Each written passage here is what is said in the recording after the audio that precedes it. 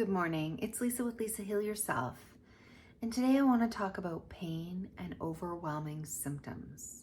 When you have a bad day, when your symptoms are raging, when you're feeling overwhelmed by them, when you really can't feel or see yourself because the symptoms are on top, they're the thing that is holding your attention. They're the thing that you're riveted to.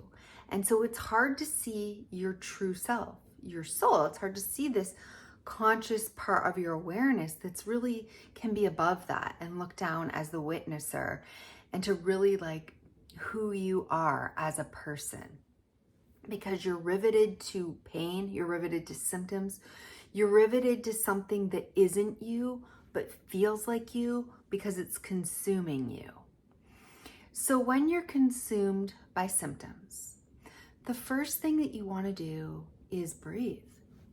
So take those deep breaths, not necessarily just to calm your nervous system, not just to get yourself from sympathetic, which you most certainly are, to parasympathetic, but to breathe into yourself.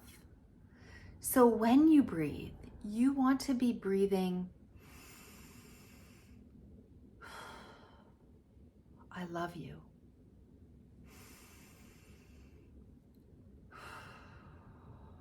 I'm here for you.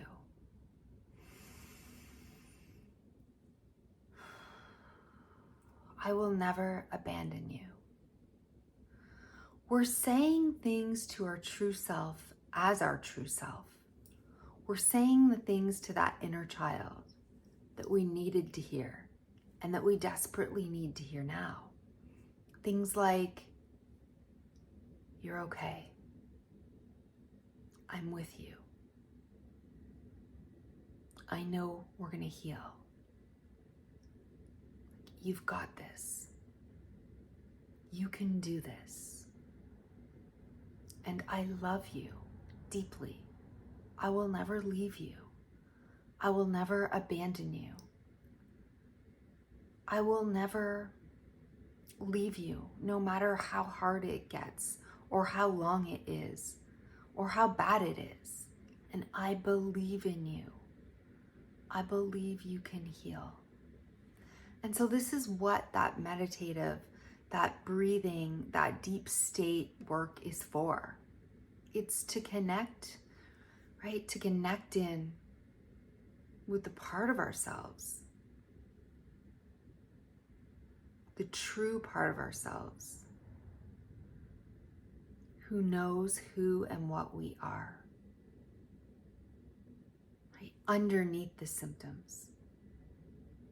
And not just underneath, like inside, because sometimes you feel like your symptoms are underneath and inside and coming from the organs and coming from the internal, but like deeper than that, the core, the center of your being, or the all expansiveness part of you, the part that is connected to the source of all that is.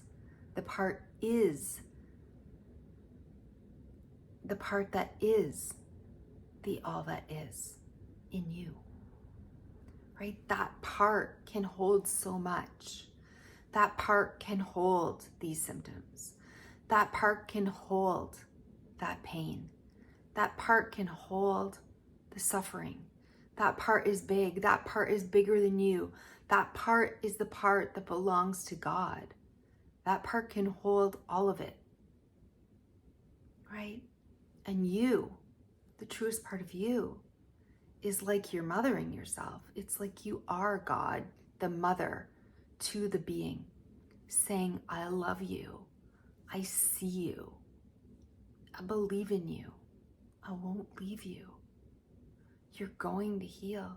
You're going to get through this. It's okay to feel this. It's okay to feel your emotions. It's okay to feel your sensations. Right? Time is always moving. Nothing is permanent. Everything shifts and ebbs and flows. and so will this.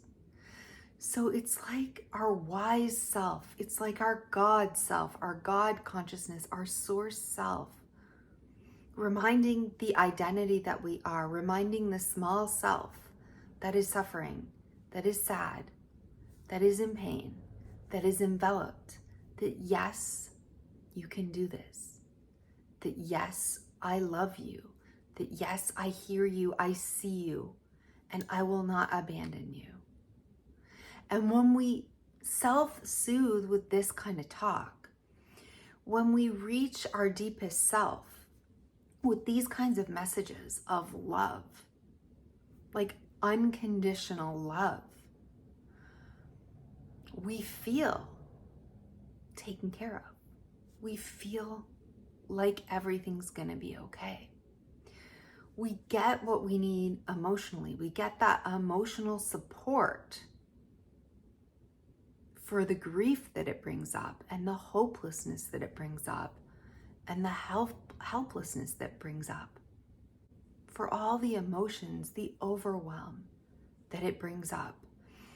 That's why we love ourselves, right? That's why we soothe ourselves. It's like that part of ourselves needs to be held. It needs to be held like a baby. It needs to be soothed. It needs to be promised that it's loved, reassured that you're not going anywhere, reassured that you are on the right path, that you're going to heal, that your body can do this, that your mind can do this, that your heart can do this, right? That your soul is connected to all that is, and it has the biggest capacity to endure, to hold.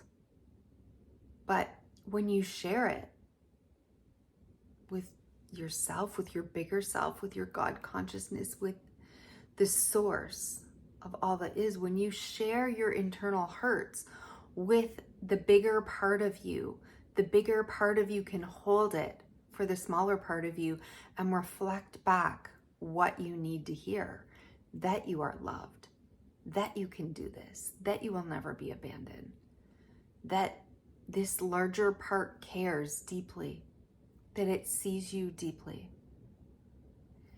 And then you can cry. You can fall apart. You can say all the things on your heart. You can allow them to be felt, because you know that something bigger has you, and that something bigger is the bigger self, is your bigger self, is your higher self, your God consciousness, the part that's connected to all that is. This is the part that has the largest capacity to hold you. And so it's okay, my little child, my baby, if you cry, if you fall apart, if you need me, if you sob and you need me to hold you, because I am here and I love you. And when we can continue to love ourselves with this unconditional nature, this deep unconditional love, no matter what situation we're in, no matter what emotions, what sensations, what symptoms, what we're going through that is coming up, when we know we're held with a greater love, and some people like give it over to God, God is holding them, but really it is you. You are holding you. Your higher self is holding you, because that higher self is part of God, is part of the all that is part of the wisdom that knows that you are truly going to be okay, that you are loved by all that is, that you are part of it, and that it's okay to feel everything, because you've got this. You can handle this. And not only can you handle it, and not only can you endure it, and not only can you feel it, but you can come through it. You can transform through it. You can transmute it, right? You can find what's waiting on the other side, which is also just pure love, unconditional love. And when you make it to the other side and you can hold yourself in this unconditional love, you will see that that's what you have always been. But don't deny yourself this part of yourself when you can't see it or feel it, when all you can feel is the symptoms, when you're consumed by the suffering of what is. You are still there, and you are powerful, and you can hold this. And you can love yourself deeply. And when you begin to love yourself in all these moments, the little part starts to build confidence. It starts to feel safe. It starts to feel okay. It starts to believe. It starts to trust. It starts to be able to self-regulate. It starts to be able to hold itself, right? Just like a little child who needs an adult, but eventually can come into its own. So you need to start with self-love. Self-love is everything. And it is so much greater than any sensation or symptom or illness or diagnosis that you're going through, because it is the biggest and deepest and most truest part of yourself. And when you can meet yourself with this love and remind yourself that you are this love, you will eventually begin to feel this love. And it's this love that will pull you through. It's this self-love that will help to regulate your nervous system, that will help to build your confidence, that will help to build your trust. And you can give yourself this love in even the most horrific moments, in even the most trauma-filled moments, in even the most heartbreaking moments, in even the moments filled with the most suffering. If you love yourself and you never abandon yourself, that is the most helpful thing that you can do for yourself in that moment and in every moment. Love yourself through the pain, love yourself through the symptoms, and love yourself all the way into your healed self, into the version of yourself that you've always wanted to be, that you know you can be. Be that love for yourself. Show that love to yourself. Never give up on yourself. So if you like this video, please give it a thumbs up, share it to somebody who you think needs it, because when we're suffering from chronic illness, we all need to hear this message many, many times over. And so with that, I'm sending you love, and I will see you in the next video.